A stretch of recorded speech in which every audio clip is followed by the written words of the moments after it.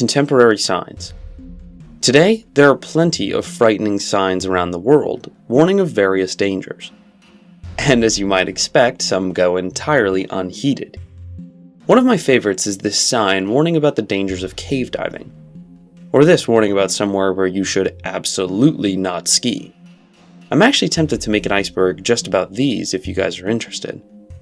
It's really cool to look at how contemporary warnings spell out danger in a very clear and sequential way. A to B, B to C, etc. Kind of like nuclear semiotics strives to do. Of course, these signs have the convenience of not needing to worry about thousands of years of linguistic change, but it's still interesting to see the similarities, and how some people still ignore them. It's also interesting to see how we represent death, skull and crossbones, or the Reaper.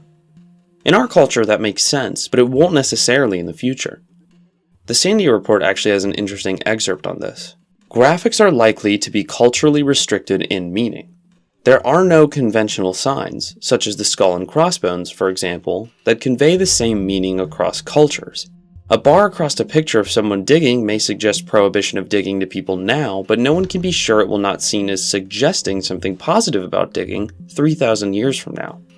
Representation of human faces and human and animal figures tend to be recognized for what they are, however, across cultural boundaries and millennia.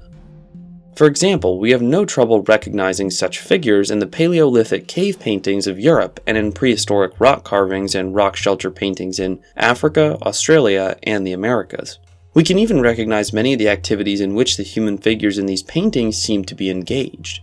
But why these representations were put there, and what the beholders should infer from them, are obscure, and the subject of conflicting interpretations. Cross-cultural ambiguity of this kind is especially likely with the use of cartoons. Later on, the report suggests that, as an example, the skull and crossbones wouldn't be effective in Mexico, as there they have a more positive meaning.